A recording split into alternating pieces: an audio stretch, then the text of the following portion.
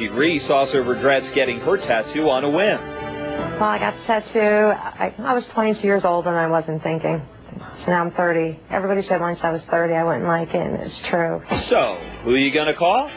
Dr. Eric Bernstein to the rescue. He's been making the permanent impermanent for years. The single most common thing I remove is somebody's name. Most people get their tattoos removed because a relationship has moved on. Other reasons are, it's like artwork. There are very few paintings that you're going to love your whole life. Today, taking a tattoo off is almost as common as having one put on. First, Dr. Bernstein uses a needle to numb the skin. Next, a clear layer is placed on top to protect the epidermis from the laser.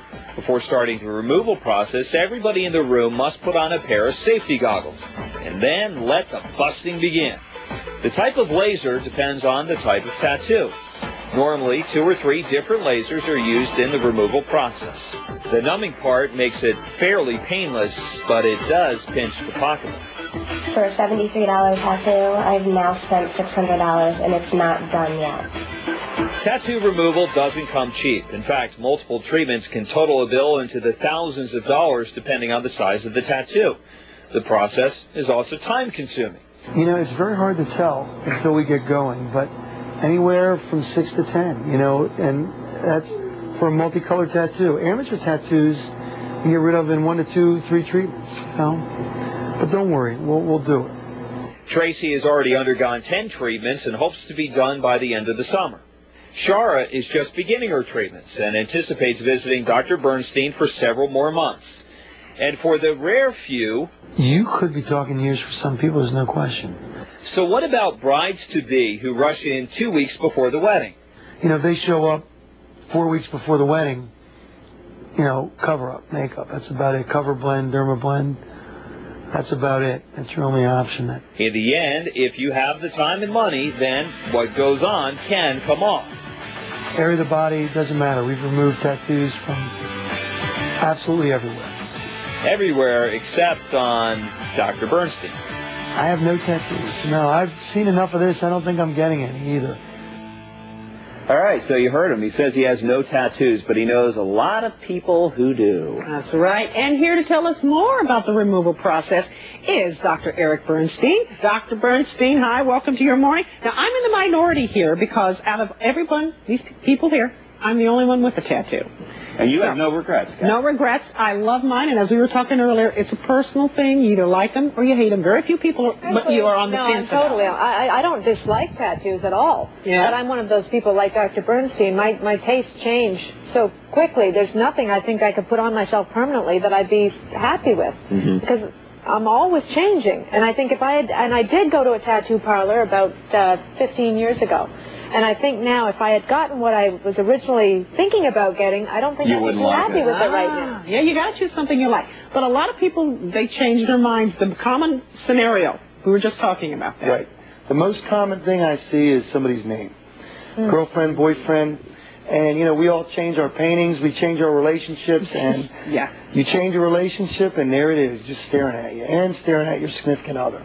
So how long does it take to remove one of these things? We were saying it's not an overnight thing? It can take a long time, and typically in my office, people come in, how long have you had it? 20 years. When you want it off? Party Thursday. Right. Wedding next week. And it does take time, because the body really removes the tattoo. So if we say... 6 treatments, 6 to 10 treatments. If they're 2 months apart, that could be a year or more. Amateur tattoos, though, in the ink, done not professionally, those can be 1 or 2 treatments. Is there any common ground in the people that come in and say, I want this off, aside from they have the name of somebody from a past relationship? But I'm talking about walks of life. Rich, poor, middle class, who is it? Every walk of life, everybody gets tattoos, especially now. It's become increasingly popular. My thought was...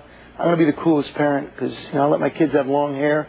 Well, we didn't really have a lot of tattoos, at least, as much as you see today. And that's what the kids like to do. Because it distinguishes them mostly from their parents. So it's everybody. So when you get one removed, what is you were saying darker skin, it's hard to remove it? Darker skin can be a little harder, and having a tan or being in the sun is a definite no-no. If we can lighten the skin, because see, the laser sees the pigment in the tattoo. Tattoo is deep in the skin, underneath the surface. And the surface of the skin is where all our pigmentation is. So we don't want the laser to see that, because it's going to hurt what it sees. So there's ways, things we can use topically on the skin to lighten the skin and make it so the laser will not see the surface. And we do this all the time. What is the sensation on the skin when they're getting the tattoo removed? If you were not to be numb, most of my patients I numb them so they don't feel anything. Okay. We can also use a cream. There's a cream you can use to numb the skin. But if you don't do that, it feels a lot like getting a tattoo. That's what my patients tell me. You have a super duper laser, one of only a few in America.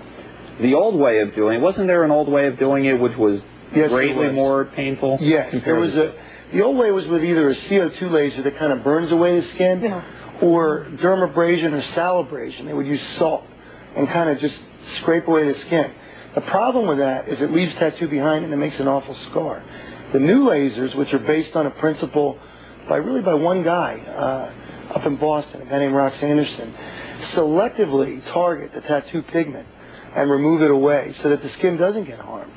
And it's really amazing to watch, because you can see the laser just hitting the tattoo pigment but leaving the rest of the skin alone. But it's the body that takes away that tattoo pigment. So when I laser someone, it looks like it's disappearing, but it really takes 6 to 8 weeks to see the results. Oh, and is the skin smooth afterwards? Absolutely. Well, for the first few days after, it's like you can have a little roughness or even a little sore area. It's not painful, but like a scab almost sometimes.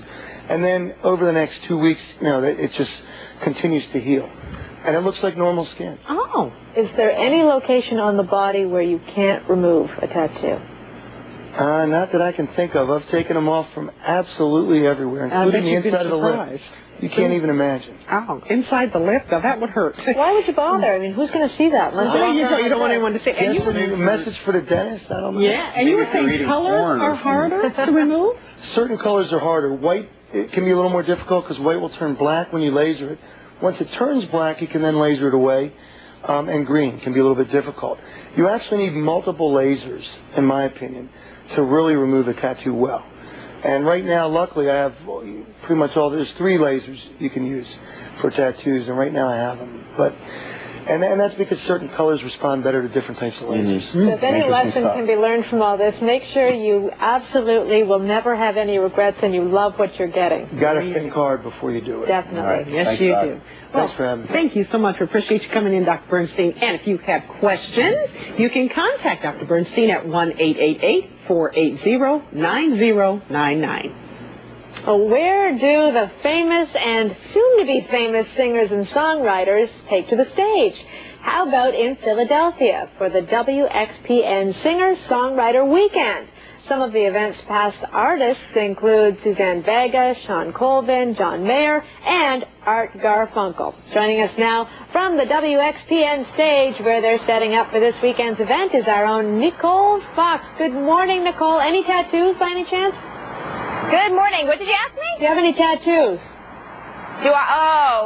I wasn't part of that segment. I refuse to answer the question. Okay, fine. That's your prerogative.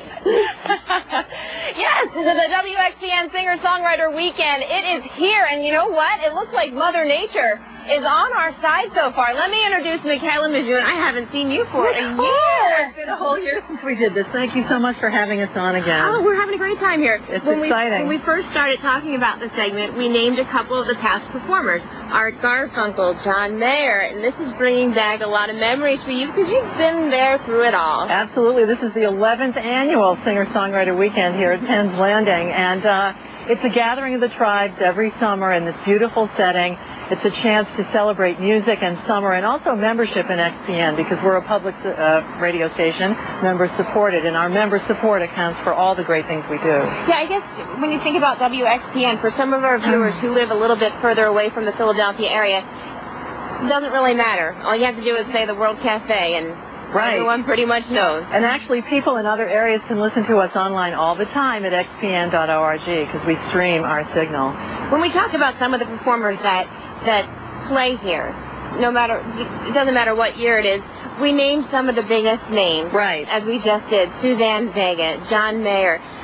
But that doesn't necessarily mean that they were famous when they started playing here. Absolutely. You do get a lot of famous people, but this is also a place for people to really showcase It's a proving ground, and that's a great point to make. We have a showcase of local and national artists, international artists, people who've made it and people who are on the way up. And some people who may not be heard anywhere else except on WXPN. Okay, well, let's let our viewers have a little sampling of what they may hear this weekend or what they will hear this weekend. Hey, this is Michael McDermott. Hello. Hello. Hey, Michael. Hello.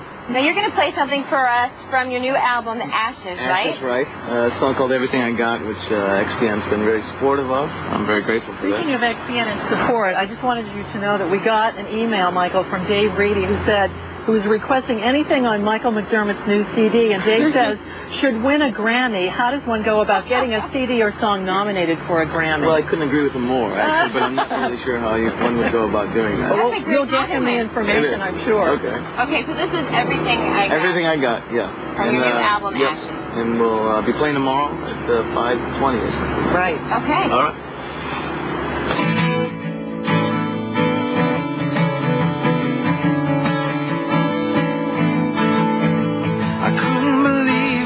That night, I couldn't believe what I heard. Watching you walk down Broadway without even saying a word. But this ain't nothing new. We've been through this drill before. Smashing dishes in the kitchen, slamming that bedroom door. It's all the time we've been together. Most of that time was good.